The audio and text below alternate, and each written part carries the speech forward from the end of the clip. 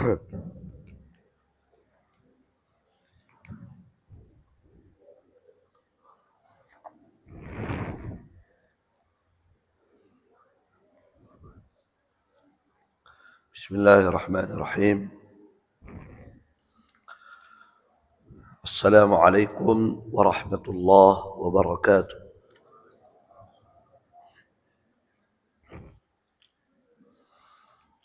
Alhamdulillah, wassalatu wassalamu ala rasulillah wa ala alihi wa ashabihi wa man tabi'ahum bi ihsanin ila yaumiddin, amma ba'd.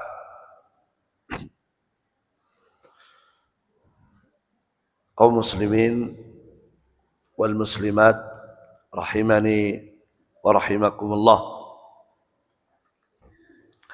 Alhamdulillah, pada subuh hari ini kita kembali bersyukur kepada Allah Rabbul Alamin yang memudahkan kita untuk menunaikan perintah Allah Subhanahu wa taala, salat subuh berjamaah, dan kita juga dimudahkan oleh Allah Rabbul Alamin melanjutkan kajian kita membahas kitab Al-Usul Al-Thalathah karya Syekh Muhammad bin Abdul Wahhab rahmatullahi ta'ala alaih. Pada pertemuan sebelumnya kita sudah menyebutkan jenis ibadah yang ketiga yang diperintahkan oleh Allah Subhanahu wa ta'ala, yaitu ar-raja. Ar-raja. Selanjutnya, ibadah yang keempat yang diperintahkan oleh Allah Subhanahu wa ta'ala kepada semua hamba-hambanya, yaitu ibadah tawakkal. Bertawakal kepada Allah Subhanahu wa ta'ala. Ya. Apa dalilnya? Kata beliau, wa dalilut tawakkuli qauluhu ta'ala. Dan dalilnya, dalil bahwa tawakkal itu ibadah, dalil bahwa tawakkal itu ibadah adalah firman Allah Subhanahu wa ta'ala, wa 'alallahi fatawakkalu. Wa 'alallahi fatawakkalu in kuntum mu'minin. Kata Allah, dan hanya kepada Allah kalian bertawakal, atau bertawakkallah hanya kepada Allah jika kalian beriman. Bertawakkallah hanya kepada Allah jika kalian beriman. Maka ayat ini menunjukkan bahwa tawakal itu ibadah. Kenapa? Karena Allah perintahkan, fatawakkalu, bertawakkallah kalian. Kita disuruh bertawakal hanya kepada Allah, menunjukkan bahwa tawakal adalah ibadah. Ya, bahkan di ayat ini Allah Subhanahu wa ta'ala itu menjadikan tawakal sebagai barometer keimanan. Tanda keimanan yang benar adalah ketika hamba itu bertawakal hanya kepada Allah. Makanya Allah mengatakan tadi, bertawakallah hanya kepada Allah jika betul-betul kalian beriman. Kalau memang kalian beriman, maka buktikan keimanan anda. Bagaimana pembuktiannya? Di antaranya adalah kalau bertawakal hanya kepada Allah. Jangan bertawakal kepada benda-benda keramat. Jangan bertawakal kepada jimat-jimat. Jangan bertawakal kepada pohon. Jangan bertawakal kepada apalagi makhluk yang ada di dunia ini. Kalau Anda betul-betul beriman, maka tawakal hanya kepada Allah. Ya, di ayat yang lain Allah Subhanahu wa taala menyebutkan bahwa orang yang beriman dengan keimanan yang benar, yang beriman dengan keimanan yang hakiki, di antara tandanya, cirinya orang yang beriman dengan keimanan yang sempurna, kata Allah, innamal mu'minuna, sesungguhnya orang yang beriman itu dengan keimanan yang hakiki, keimanan yang betul-betul benar, adalah alladzina, itu orang-orang, idza dzukirallah, ketika disebut Allah, ketika disebutkan Allah di hadapannya, wajilat qulubuhum, maka hatinya dipenuhi rasa takut. Hatinya dipenuhi rasa takut.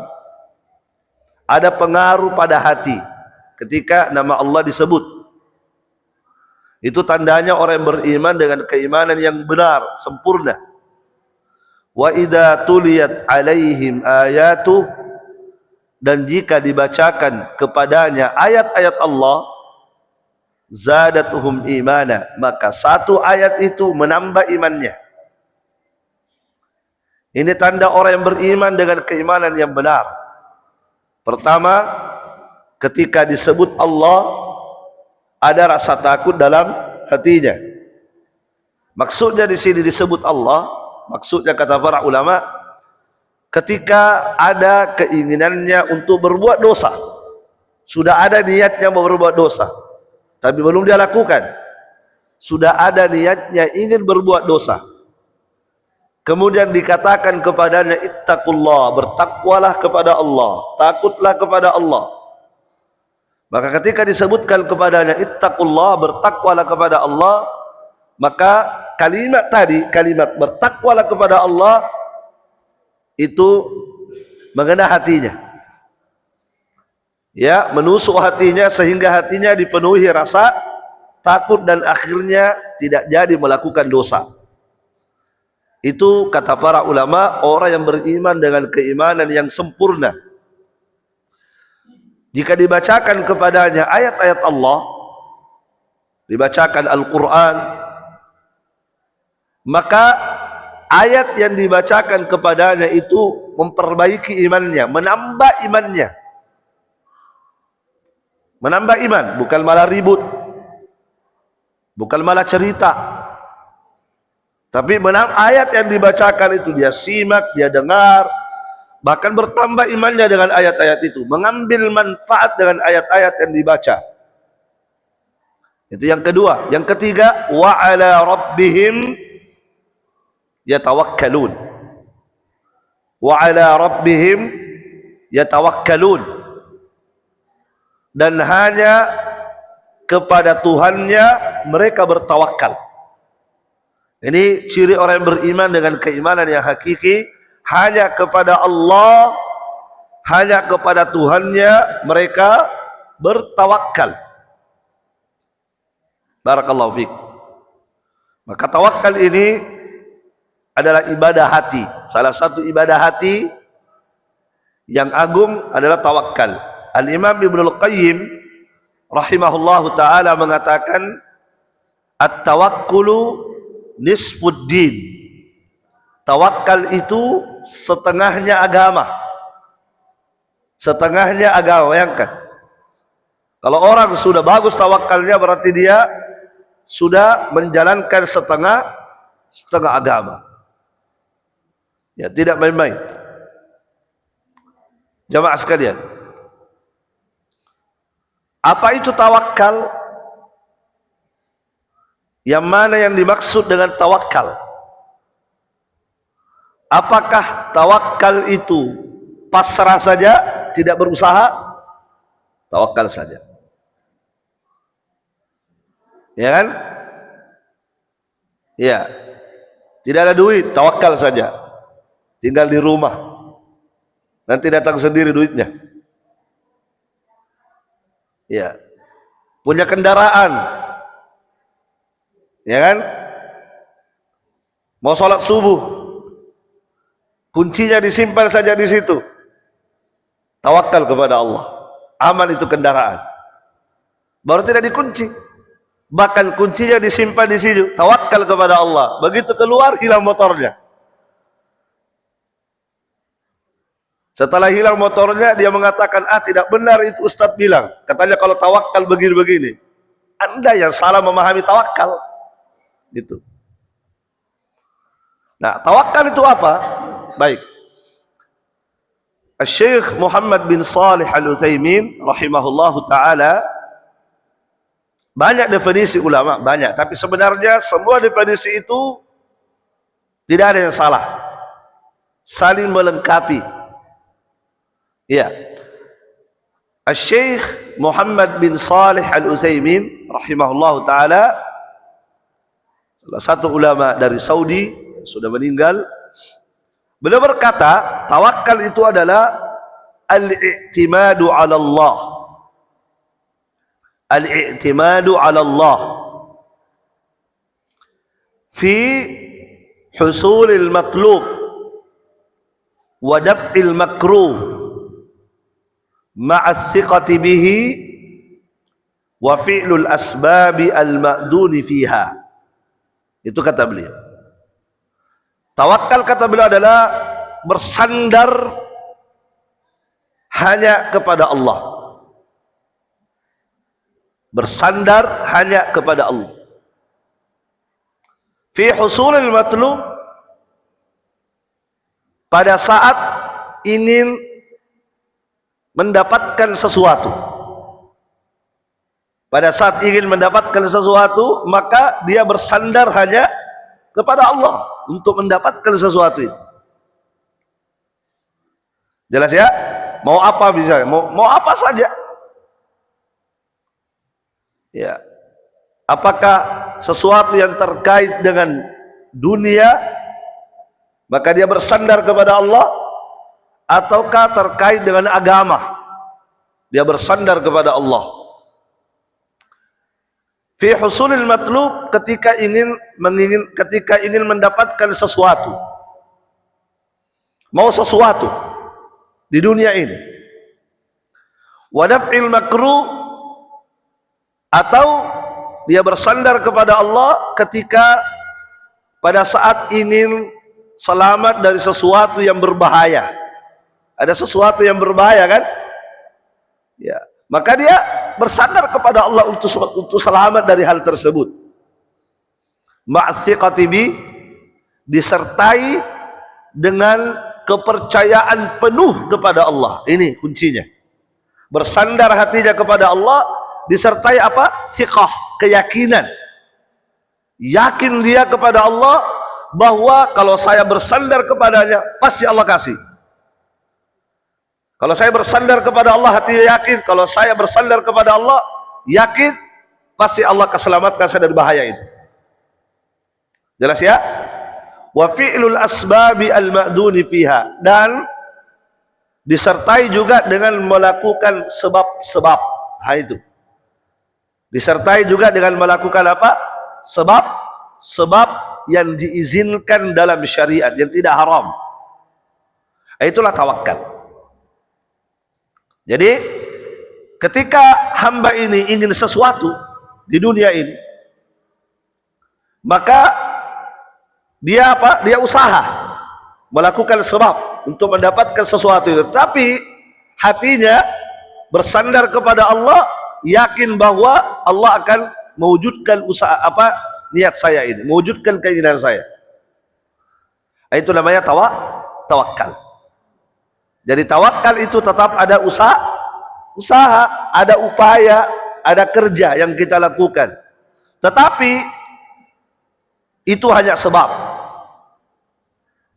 Ya, hatinya itu bergantung kepada Allah. Hatinya percaya bahwa kalau Allah menghendaki terjadi, kalau tidak juga.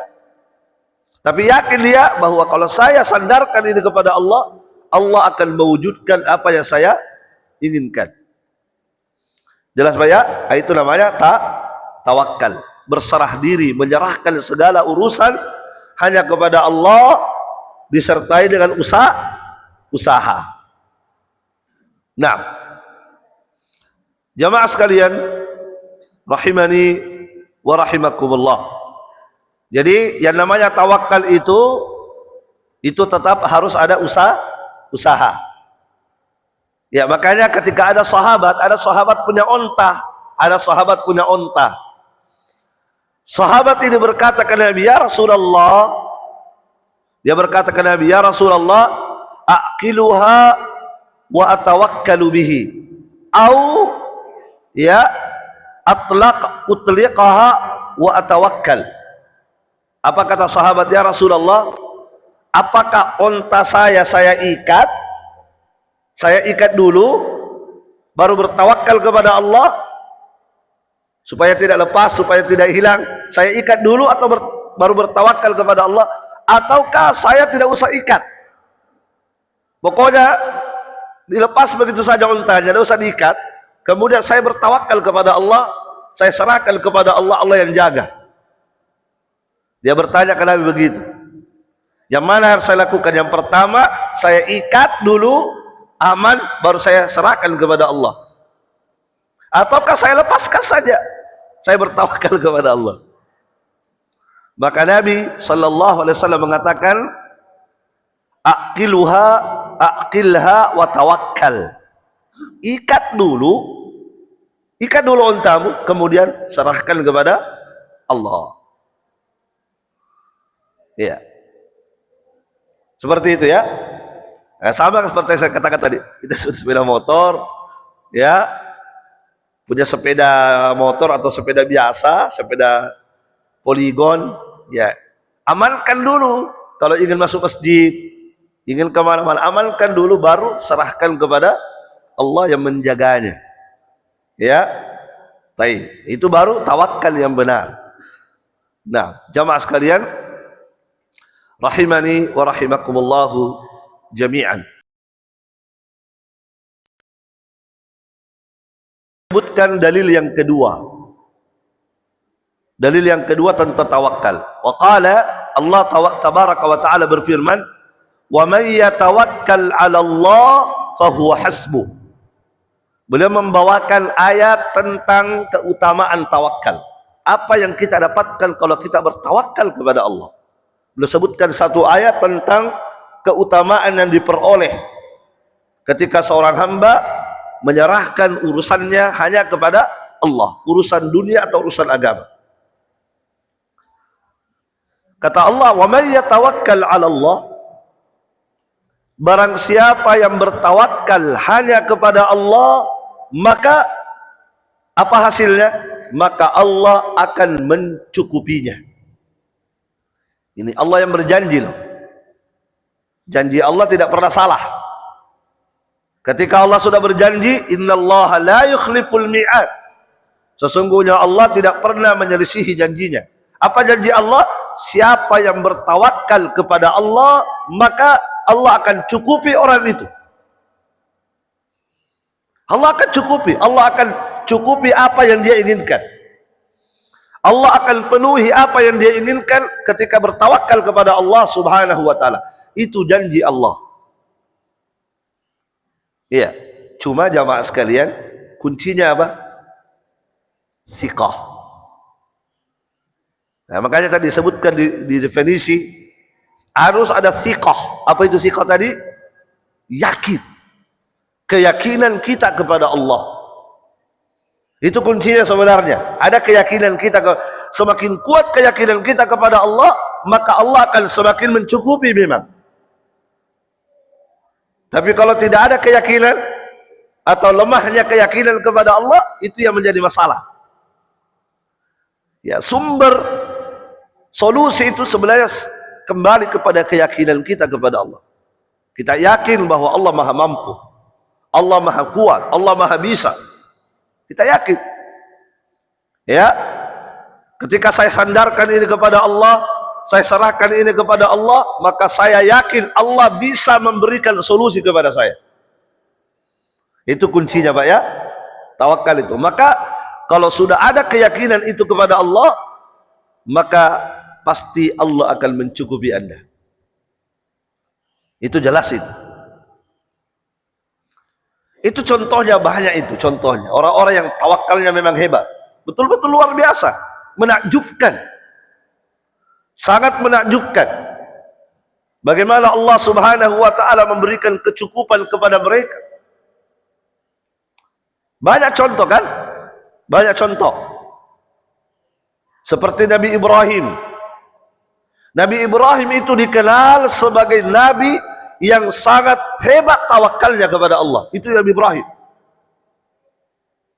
Sampai diceritakan di Al-Quran, Nabi Ibrahim berkata apa? Wa idha maridtu fahuwa yashfin, wa huwa yut'imuni wa yaskin, wa idha maridtu fahuwa yashfin. Itu Nabi Ibrahim itu. Dialah Allah yang kasih makan kepada aku. Allah yang kasih makan. Coba. Sampai begitu ucapan Ibrahim itu. Dia tidak pernah berkata ini usaha saya. Enggak. Nabi Ibrahim berkata wa huwa yut'imuni, Allah yang kasih makan kepada saya. Allah yang kasih minum kepada saya. Kalau saya sakit, maka Allah yang sembuhkan saya. Ketika Nabi Ibrahim sakit, maka kemana hatinya Nabi Ibrahim bersandar? Kepada obat, kepada dokter, atau kepada Allah? Kepada Allah. Walaupun Nabi Ibrahim juga berusaha kan? Berusaha cari obat. Tetapi hatinya Nabi Ibrahim bergantung kepada Allah. Kesembuhannya Nabi Ibrahim digantungkan kepada Allah, bukan digantungkan kepada obat. Ya kan? Walaupun obat itu boleh, sebab namanya. Tapi persoalannya kita kalau sakit, obatnya yang apa? Ini obatnya hebat. Ya. Ini obatnya yang menyembuhkan. Padahal itu obat hanya sebab. Yang menyembuhkan kita adalah Allah. Makanya Nabi Ibrahim berkata, wa idza maridtu fahuwa yashfin. Kalau saya sakit, maka Dia yang menyembuhkan saya. Ya, menunjukkan kekuatan dalam bertawakal. Nabi Ibrahim alaihi salatu wassalam ketika akan dibakar, ya kan? Ketika akan dibakar, kita tahu dalam sejarah Nabi Ibrahim itu dibakar hidup-hidup. Kenapa beliau dibakar? Apa sebabnya beliau dibakar? Karena beliau mengajak mereka kepada tauhid, menyuruh mereka menyembah hanya Allah dan meninggalkan segala kesyirikan yang mereka lakukan. Hanya itu. Diajak mereka mentauhidkan Allah, meninggalkan segala sembahan selain Allah Subhanahu wa ta'ala. Kemudian Nabi Ibrahim itu ingin membuka pikiran mereka supaya mereka berhenti menyembah patung. Nabi Ibrahim apa? Menghancurkan patung-patung mereka. Dihancurkan semua patung yang mereka sembah, yang disisakan cuma satu, yang paling besar. Sengaja disimpan, yang paling besar, kemudian diletakkan kapak di lehernya. Ketika mereka datang, siapa yang hancurkan ini patung? Oh, kayaknya Ibrahim ini, karena memang dia selama ini menentang perbuatan kita. Coba tangkap Ibrahim. Ditanya Ibrahim, kamu yang menghancurkan ini patung. Anta fa'alta hadza bi alihatina ya Ibrahim? Apakah engkau yang menghancurkan patung-patung kami? Apa kata Ibrahim? Bal fa'alahum kabiruhum hadza. Ya, yang menghancurkan ini yang besar. Itu kan ada kapaknya itu. Fas'aluhum in kanu yantiqun. Coba tanya itu, coba tanyakan kepada itu yang besar itu, jika memang bisa bicara. Mereka langsung diam. Nah, mereka sadar, ternyata selama ini yang kita sembah, Tuhan yang kita sembah tidak bisa berbuat apa-apa. Jangankan menolong kita, menolong dirinya saja tidak bisa. Dibuka pikirannya oleh Nabi Ibrahim. Kita selama ini minta tolong kepada patung, tolong. Jangankan menolong dirinya saja tidak bisa kan? Ketika dikapa Ibrahim, apakah mereka menangkis? Ketika Ibrahim mengkapa mereka, apakah berabara terus menangkis? menyelamatkan diri? Tidak, diam-diam. Diam saja dihancurkan. Ya, maka Nabi Ibrahim berkata, tanya ini yang besar ini. Kayaknya ini pelakunya. Mereka bilang, Nabi Ibrahim, kau itu bodoh sekali. Ya kan? Bodoh sekali, masa suruh tanya ini berhala, tidak bisa bicara. Kalau mereka berkata, kamu bodoh, kamu lebih bodoh. Ya kan? Ketika mereka kalah dalil, kalah hujjah, maka mereka pakai kekerasan. Ini Nabi Ibrahim tidak bisa dikalah ini kalau berdebat. Hanya mereka mengatakan, tangkap dia, harriquhu, bakar dia, bakar Ibrahim itu. Maka mereka menangkap Nabi Ibrahim dan ingin membakarnya. Satu suara, satu kampung itu satu suara, tidak ada yang menyelisihi, semua sepakat satu suara untuk membakar Ibrahim. Satu suara, tidak ada yang membela Ibrahim waktu itu. Karena memang Nabi Ibrahim ketika berdakwah tidak ada yang mengikuti dakwahnya satupun, gak ada. Nabi Ibrahim ketika berdakwah bertahun-tahun tidak ada satupun yang ikut dakwahnya, satupun tidak ada. Semuanya menentang. Satu kampung menentang, nggak ada yang ikut, dan tidak ada yang membela, dan tidak ada yang mensponsori, nggak ada. Semuanya sepakat Ibrahim harus kita bakar. Maka mereka pun menyiapkan apinya. Mereka siapkan apinya itu sampai disebutkan, Pak, itu api, belum pernah ada api ya sebelumnya yang dikobarkan sehebat itu kobarannya. Ya mungkin Israel mungkin yang anu itu ya Israel itu, semoga Allah binasakan mereka itu, semoga Allah habisi mereka, laknatullahi alaihim, mereka orang-orang Yahudi ya yang membantai kaum muslimin. Ya semoga Allah membinasakan mereka dengan sebinasa-binasanya. Baik, jamaah sekalian. Nah, akhirnya apa itu? Mereka nyalakan api untuk melempar Nabi Ibrahim ke api. Mereka tidak bisa melempar langsung, Pak. Mau dilempar langsung, tidak bisa, saking panasnya. Terus bagaimana caranya melemparnya? Kenapa begitu panas apinya? Karena semua perempuan yang ada di masa itu bernadar. Semua perempuan bernadar. Yang sakit, yang ini. Ya, apa nadar mereka? Kalau saya sembuh, saya akan ikut cari kayu bakar untuk membakar Ibrahim. Semua bernadar. Bayangkan perempuan-perempuannya yang sakit, yang ini, yang hamil, kalau selamat melahirkan saya, maka saya akan cari kayu bakar, membakar juga Ibrahim. Ikut serta cari kayu bakar semua. Bayangkan. Ditambah lagi cicak kan, cicak ikut meniup, maka semakin berkobar apinya. Bayangkan kalau cicak meniup, berapa ekor cicak di dunia ini? Semuanya berkumpul untuk membakar Ibrahim, untuk memusuhi Ibrahim. Makanya sunnah hukumnya membunuh cicak. Sunnah, Anda dapat pahala. Ya silakan jadi pemburu cicak. Ya sunnah itu, dapat pahala Anda. Satu cicak dibunuh itu luar biasa pahalanya.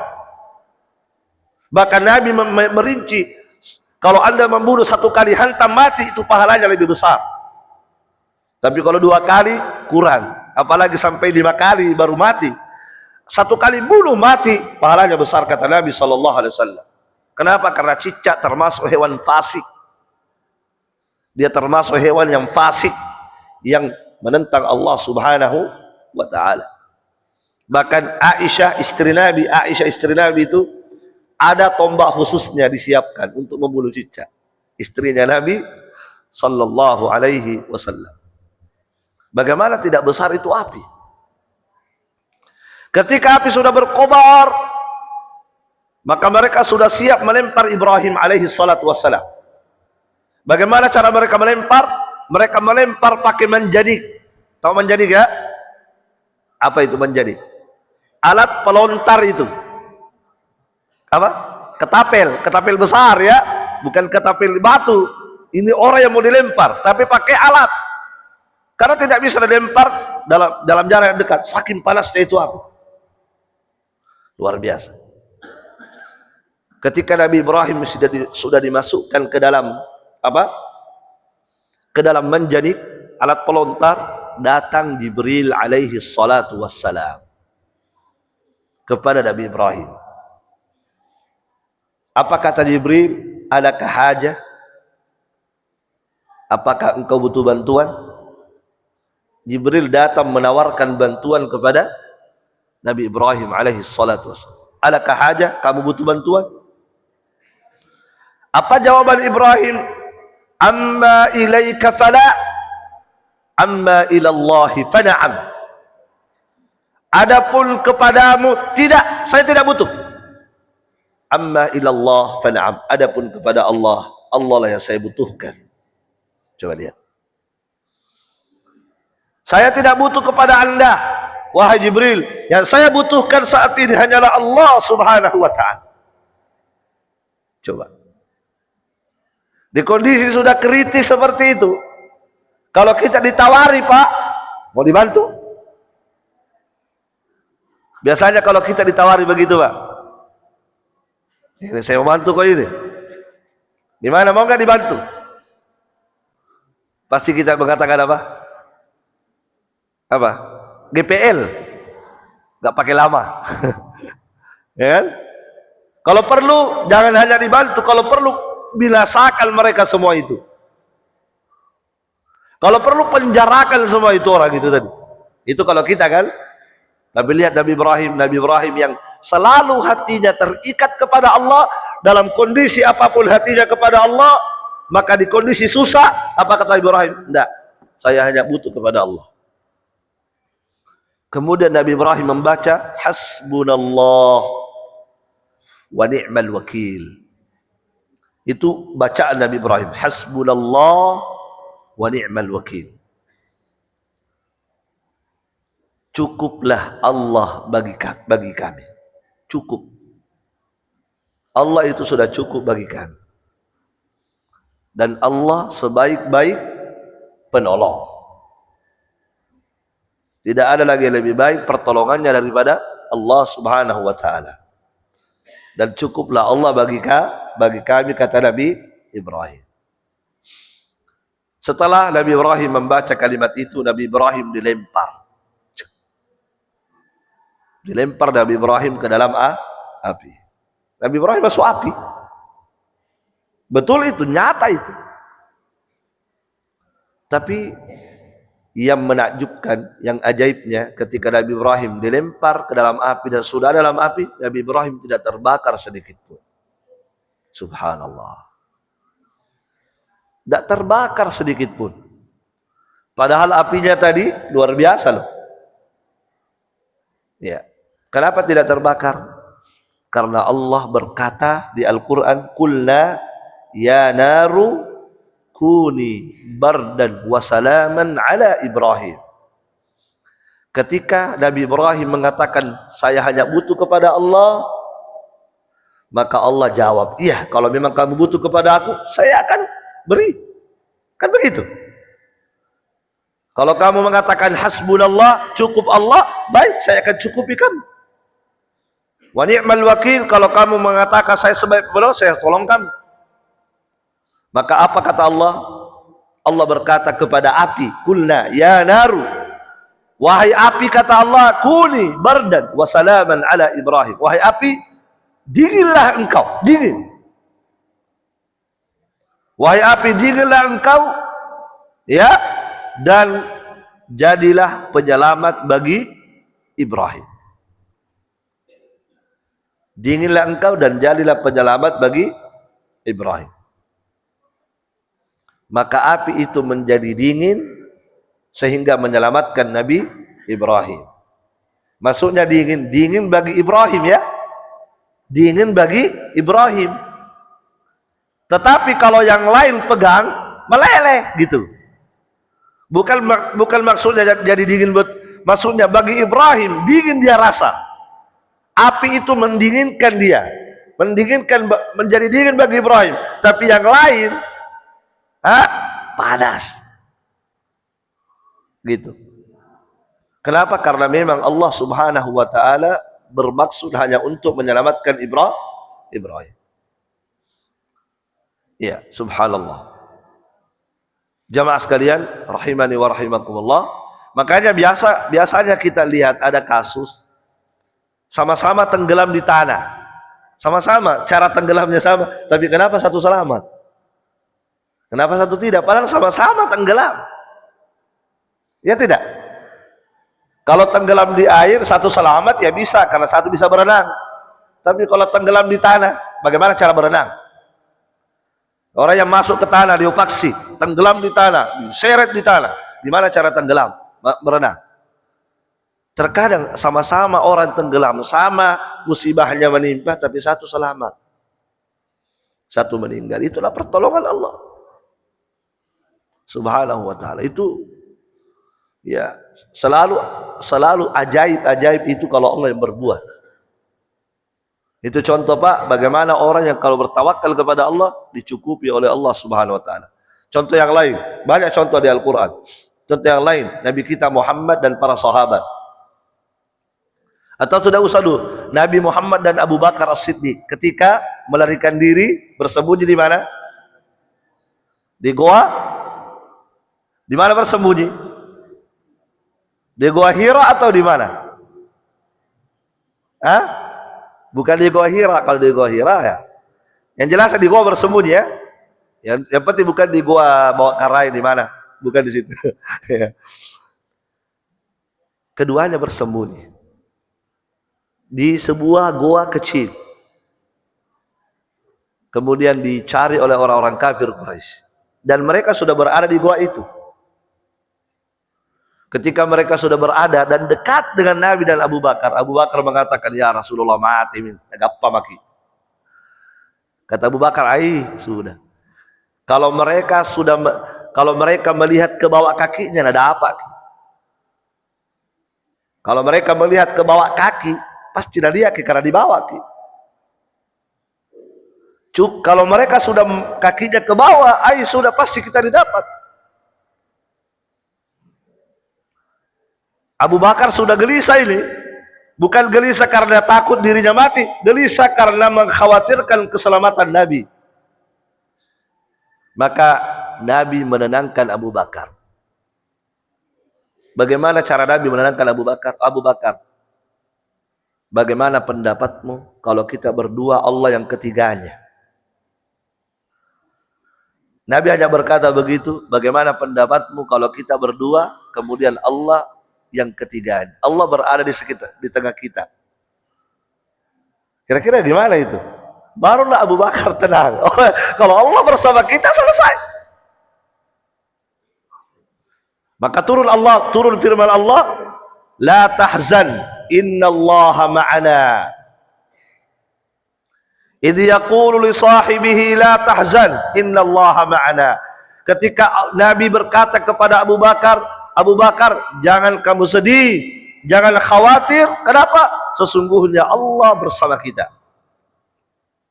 Ini kan tawakal yang luar biasa. Allah bersama kita. Kita sekarang ini berjuang, memperjuangkan agama Allah, maka Allah akan menolong kita. Allah bersama kita sudah. Maka mereka pulang tidak dapat Nabi Muhammad. Padahal Nabi Muhammad ada di bawah kakinya itu. Cukup mereka melihat ke bawah, mereka dapat. Tapi mereka tidak dapat Nabi Muhammad. Mereka tidak lihat Nabi Muhammad. Mereka tidak dapat, mereka pulang dengan tangan kosong. Masya Allah. Ya. Padahal jamaah sekalian, orang kalau mencari sesuatu, matanya kemana? Kalau kita cari sesuatu, lurus matanya begini, cari? Enggak kan? Kalau orang cari sesuatu gini. Mana kunci motorku ini? Ya kan? Ya. Cari kunci motor. Ya. Motomi komat masjid. Woi, mana kunci motorku? Tidak mungkin matanya di depan. Begini matanya. Ke bawah, kemana? Itu kalau orang cari sesuatu. Itu mata kemana-mana. Tapi kenapa matanya tidak ke bawah? Coba. Kenapa itu mata? Dan bukan satu orang, Pak. Banyak orang, ratusan orang mencari Nabi dan Abu Bakar. Dari ratusan orang, kenapa tidak ada yang matanya ke bawah? Gitu. Kenapa semuanya matanya ke atas? Kenapa? Karena bola matanya digenggam oleh Allah. Allah yang pegang bola mata orang. Kan begitu kan? Semua anggota tubuh kita dipegang oleh Allah Subhanahu wa taala. Betul? Iya. Allah tidak mengizinkan matanya ke bawah. Itu. Sama ketika Nabi sallallahu alaihi wasallam sedang berbaring, Nabi sedang berbaring begini, berbaring, istirahat. Tiba-tiba datang orang mengambil pedang, kemudian menodongkan ke lehernya Nabi. Kalau sudah begini, siapa yang bisa selamatkan kamu? Dia bilang begitu ke Nabi. Kalau sudah begini, sekarang pedang sudah di leher Nabi, diancam Nabi. Kalau sudah begini, siapa yang bisa menyelamatkan kamu? Apa kata Nabi? Allah. Allah yang bisa menyelamatkan saya. Maka apa yang terjadi? Tiba-tiba tangannya lemas, jatuh itu pedang. Coba. Jatuh itu pedang. Kemudian Nabi mengambil itu pedang, balik. Kalau sekarang kamu sekarang kamu, siapa yang bisa menyelamatkan kamu? Orangnya gemetar.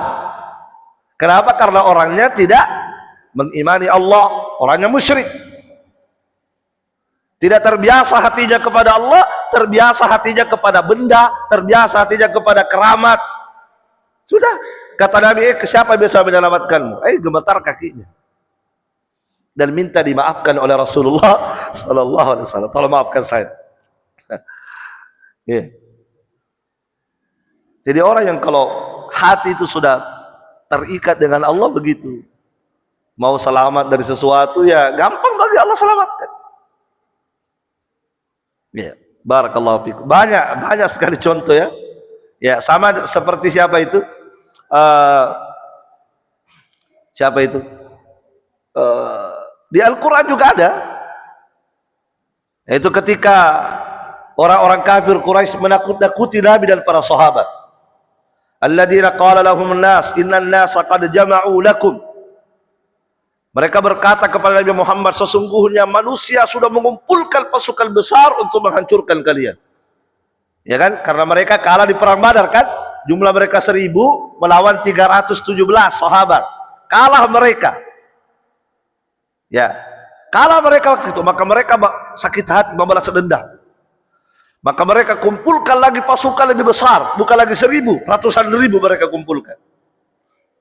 Dalam keadaan sahabat Nabi banyak luka-luka. Banyak luka-luka. Bahkan disebutkan paling sedikit lukanya 5-7. Ada yang tidak bisa lagi, ada hanya menyeret, saling menyeret. Mereka luka-luka dalam perang Badar, banyak luka-luka. Yang jumlahnya hanya 317. Sementara mereka ini ingin mengumpulkan pasukan besar lagi, yang jumlahnya ratusan ribu. Mereka menakut-nakuti Nabi dan para sahabat. Sesungguhnya kami sudah mengumpulkan pasukan besar untuk menghancurkan kalian dan akan menyerang kembali kalian. Apa jawaban mereka? Disebutkan di Al-Quran. Qad jama'u lakum fakhshawhum fazadahum imana. Maka iman mereka semakin bertambah. Bukan malah takut. Iman mereka semakin bertambah. Kenapa? Karena mereka sudah menyaksikan bagaimana mereka ditolong oleh Allah dengan pasukan sedikit. Justru semakin bertambah iman mereka. Wa qalu, mereka berkata, hasbunallah. Sama dengan ucapan Ibrahim. Hasbunallahu wa ni'mal wakil. Cukuplah Allah bagi kami. Ya. Apa yang terjadi jamaah sekalian? Disebutkan di Al-Quran, fanqalabu bi ni'matin minallah wa fadlin lam yamsashum su. Maka ketika orang-orang kafir Quraisy sudah bergerak ingin menyerang mereka para sahabat, tiba-tiba apa yang terjadi? Mereka pulang tiba-tiba. Mereka langsung balik arah pulang ke Mekah. Tidak jadi menyerang. Apa sebabnya? Karena Allah memasukkan dalam hati mereka rasa takut. Tiba-tiba hati mereka takut. Ya, Allah tiba-tiba masukkan di hatinya apa? Takut. Ya. Begitu. Entah tiba-tiba mereka takut. Akhirnya mereka pulang. Masya Allah ya. Itu contoh-contoh. Banyak contoh sebenarnya mas sekalian. Kalau kita kembali kepada Al-Quran dan Sunnah Nabi sallallahu alaihi wa ala alihi wasallam. Seperti juga kisahnya siapa itu? Istrinya Nabi Ibrahim, ya kan? Yang disimpan di mana oleh Ibrahim? Disimpan di sebuah lembah yang tidak ada pohon, tidak ada air, tidak ada penghuni, tidak ada kehidupan, disimpan di situ. Bersama dengan anaknya Ismail yang hanya dibekali apa? Yang hanya dibekali satu kantong kurma dan satu gelas air. Baru mau ditinggal dalam waktu yang tidak jelas berapa lama. Coba. Ketika Nabi Ibrahim pergi mau meninggalkan mereka berdua, Hajar berkata, mau kemana Ibrahim meninggalkan kami? Teganya kamu itu. Itu kan perintah Allah, itu Allah yang perintahkan itu. Bawa dia ke situ, baru tinggalkan. Itu perintah Allah. Maka Nabi Ibrahim tidak bicara. Akhirnya Hajar mengatakan, Allahu amaraka bihada, apakah Allah yang menyuruh kamu begini? Allah yang perintahkan? Maka Nabi Ibrahim mengatakan, iya, Allah yang memerintahkan. Apa jawaban Hajar? Idzan la yudayyi'ana. Kalau begitu Allah tidak akan mungkin menelantarkan saya. Coba. Pergilah wahai Ibrahim, pergilah, kalau memang Allah yang suruh, pergilah. Yakin saya, tidak mungkin Allah akan menelantarkan saya. Pergilah Nabi Ibrahim. Apa yang dilakukan oleh Hajar? Dia susui anaknya Ismail. Habis apa? Habislah perbekalan. Tidak ada sama sekali. Tidak ada air. Di mana mau cari air? Nah, disitulah dilihat bagaimana kekuatan tawakal Hajar. Apakah Hajar hanya diam menunggu air datang? Enggak kan? Hajar berusaha. Apa yang Hajar lakukan? Hajar naik ke bukit Sofa. Naik ke bukit Sofa. Lari ke bukit Sofa. Sampai di bukit Sofa, melihat ke kanan ke kiri, barangkali ada orang lewat, ya kan? Naik ke bukit melihat, memantau keadaan. Barangkali ada penduduk dari sana yang jauh, ada rumah. Enggak ada. Turun lagi ke Marwah, ya kan? Turun lagi ke Marwah, ke bukit Marwah. Di atas bukit Marwah enggak ada lagi. Turun lagi ke Sofa. Berulang-ulang sampai 7 kali begitu. Makanya ada namanya sa'i. Sa'i antara Safa dan Marwah 7, itu latar belakangnya itu, asalnya itu. Setelah 7 kali bolak-balik Safa Marwah, tidak ada, sudah usaha namanya ini. Sudah. Kembalilah. Kemudian Allah mendatangkan bantuannya. Siapa yang Allah datangkan? Jibril. Jibril kemudian datang. Masya Allah ya, Jibril datang. Bantuan Allah sudah. Setelah berusaha tadi, datang ke Jibril. Apa yang Jibril lakukan? Jibril menghentakkan kakinya. Cek. Ketika dihentakkan kakinya, keluar apa? Keluarlah air Zam-Zam. Ketika keluar Zam-Zam, maka apa Hajar lakukan? Dia tada semua itu. Ya kan? Dia tada itu. Entah pakai apa, pakai menada. Kata Nabi, kalau seandainya Hajar tidak menada itu air Zam-Zam, maka akan mengalir kemana-mana itu air Zam-Zam. Tapi ditada oleh, Masya Allah. Itu contoh ya, bagaimana seseorang kalau bersandar hatinya kepada Allah Subhanahu wa ta'ala. Luar biasa. Keajaiban betul. Keajaiban betul. Sesuatu yang sulit disembuhkan bisa sembuh itu. Susah disembuhkan bisa sembuh itu. Karena Allah yang memberi penyakit, Allah pula yang mengangkat itu penyakit. Cuma sekali lagi kuncinya di mana tadi? Thiqah, keyakinan kepada Allah. Itu yang masalah itu. Kalau kita keyakinan tak kurang. Kemudian hati kita lebih besar kepada sebab. Lebih mengandalkan sebab daripada Allah. Kalau kita sakit, apa yang kita andalkan? Obat, dokter. Ya, itu kan sebab, betul, boleh. Cuma kalau kita sakit, jarang hati kita kepada Allah. Jarang cari kesembuhan dari Allah. Ya kan? Apalagi kalau sakit-sakit apa diisi? Tega situ main we. Antal lagi. Dua papang antal lagi nanre. Ya ini komplikasi ya, nak kena ya, ginjal apa. Pokoknya begitulah kondisi kita. Asal ada sesuatu itu selalu mengandalkan sebab. Selalu besar hati kita kepada sebab daripada Allah Subhanahu wa ta'ala. Jamaah sekalian, ada satu kisah ya sebelum saya tutup. Ada satu kisah. Contoh bagaimana orang yang hebatnya tawakalnya. Ya. Dulu di Mesir ada seorang raja namanya Ahmad ibnu Tulun. Ini Raja Ahmad ibnu Tulun, raja Mesir waktu itu yang dikenal kejam. Suka membunuh.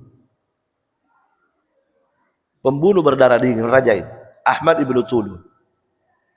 Dan caranya dia membunuh orang itu bukan digorok, bukan enggak.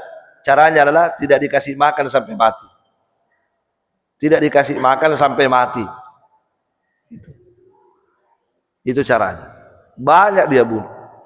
Maka suatu ketika ada seorang ulama, Abul Hasan, ya, merasa terpanggil untuk menasihati ini penguasa. Ini ulama ini membaca sebuah hadis, afdalul jihad kalimatu haqqin inda sultanin jair. Itu hadis Nabi. Jihad yang paling afdal itu adalah menyampaikan kebenaran di sisi penguasa. Ingat, menyampaikan kebenaran di mana?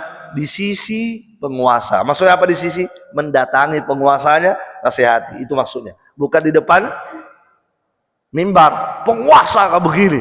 Bukan begitu. Atau demo. Tidak begitu. Nabi mengatakan jihad yang paling hebat itu ketika Anda datang itu penguasa di depannya kamu nasihati. Pak Prabowo, ada itu hadis Nabi begini Pak. Begitu. Itu jihad yang paling luar biasa itu. Apalagi kalau penguasanya kejam, baru Anda bisa datangi, nasihati, ingatkan kepada Allah, itulah afdal jihad, kata Nabi. Dinasihati. Maka ini Abul Hasan mendatangi itu penguasa. Ketika dinasihati, penguasanya marah, emosi. Marah itu penguasa. Ahmad ibnu Tulun marah. Maka Ahmad ibnu Tulun menyuruh anak buahnya untuk mendatangkan seekor singa. Singanya ini sengaja tidak dikasih makan, tidak dimakan supaya lapar sekali gitu. Sengaja tidak dikasih makan. Setelah singanya sudah kelaparan, singanya dilepas. Dilepas menuju kepada Ahmad ibnu Tulun. Ketika singanya dilepas, singanya mulai mendekat. Ini lapar ini. Di depan ada makanan enak ini kan? Mendekat itu singa. Ketika singanya sampai di depan Ahmad ibnu Tulun hanya diam, duduk, bertawakal kepada Allah Subhanahu wa ta'ala. Maka singa tersebut balik. Setelah balik pergi lagi. Apa ini namanya ini? Balik pergi lagi. Antara mau dan tidak. Saya makan itu gimana ini? Sampai di sana mau dia makan, balik lagi. Pergi lagi. Setelah pergi lagi. Balik terus. Tapi anehnya, setiap sampai di depannya Ahmad ibnu Tulun, ra'suhu.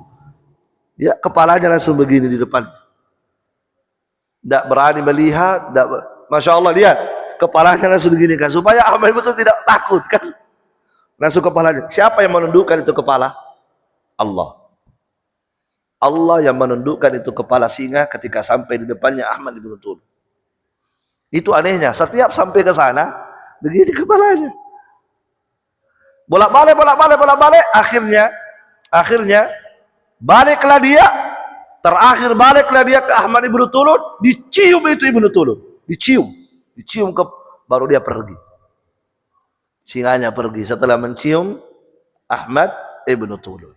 Apa siapa? Bukan Ahmad ibnu Tulun ya, Abul Hasan. Maka disitulah heran Ahmad ibnu Tulun.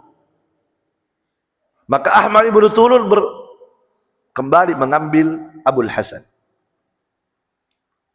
Kemudian dia bertanya kepada Abul Hasan, raja bertanya kepada Abul Hasan, ya, dia mengatakan, ya, apa dia bilang? Fama kunta tufakkiru wal asadu indaka wa anta la taltafitu ilaih. Ketika tadi saya lihat kamu ketika singanya mendekat, saya lihat kamu tadi ketika singanya mendekat, saya lihat kamu berpikir sesuatu. Saya lihat kamu memikirkan sesuatu. Kenapa? Karena kamu tidak melihat ke singa itu. Jadi singanya datang, dia lentong ya nunya. Saya lihat kamu berpikir sesuatu. Apa yang kamu pikirkan waktu itu? Apakah kamu berpikir lari atau berpikir bagaimana? Itu kata sang raja. Qala, coba lihat. Maka Abul Hasan mengatakan, kuntu ufakkiru fi lu'abil asad in massani ahuwa tahirun am najis. Oh, tadi itu ketika singanya mendekat ke saya berpikir, ini singa air liurnya najis atau tidak ya? Coba. Masya Allah itu. Saya berpikir, ini kalau saya dijilat ini, disentuh nanti ini, digigit atau di apa, saya berpikir ini air liurnya najis atau tidak. Coba. Kan ulama membahas itu air liur anjing najis, air liur. Kalau air liur singa najis atau tidak ya? Itu saya pikirkan. Padahal coba lihat. Subhanallah. Kalau kita Pak sudah datang sehingga begitu, yang kita pikirkan deh, selesai kayak. Kodong, maga di bedeku kasih nak, maga di anakku, tega di orang paraku, mati lah ya. Coba lihat ulama ya, santai dia santai, tidak ada pikirannya ya, dia pikir bagaimana nih air liurnya kalau kena saya, najis saya cuci 7 kali seperti anjing itu bagaimana? Coba ulama. Maka ditanya lagi, engkau tidak takut sedikit pun? Kata Abul Hasan, iya, saya tidak ada takut sedikit pun. Bagaimana saya mau takut sementara Allah mengatakan alaihissallahu bikafin abda, bukankah Allah yang mencukupi hambanya? Untuk apa saya takut kalau Allah sudah mengatakan alaihissallahu bikafin abda, bukankah Allah yang mencukupi hambanya? Bukankah Allah berfirman wa may yatawakkal 'ala Allah fa huwa hasbuh, siapa yang bertawakal kepada Allah maka Allah akan mencukupinya. Untuk apa saya takut? Saya sudah serahkan kepada Allah. Setelah saya serahkan kepada Allah, sudah selesai. Saya berpikir najisnya, ini air liurnya najis atau tidak. Ya. Kalau saya sudah serahkan kepada Allah, sudah selesai. Saya merasa aman. Tinggal saya berpikir najis atau tidak liurnya ini. Masya Allah. Barakallahu fiikum. Ya, jamaah sekalian, itu sebenarnya kalau cerita-cerita begini itu banyak sekali di hadis-hadis sahih, bukan hadis-hadis palsu ya. Banyak kisah-kisah sahabat bagaimana karomah yang Allah berikan kepada mereka karena tawakalnya mereka kepada Allah tabaraka wa taala. Baik, mungkin sampai di sini jamaah sekalian. Sudah jam 6 lewat Pak Di, mohon maaf, mungkin tanya jawab ditiadakan dulu, sudah jam 6 lewat. Barakallahu fikum. Insyaallah di waktu berikutnya kita tanya jawab. Subhanakallahumma bihamdik asyhadu an la ilaha illa anta astaghfiruka wa atubu ilaik. Assalamualaikum warahmatullahi wabarakatuh.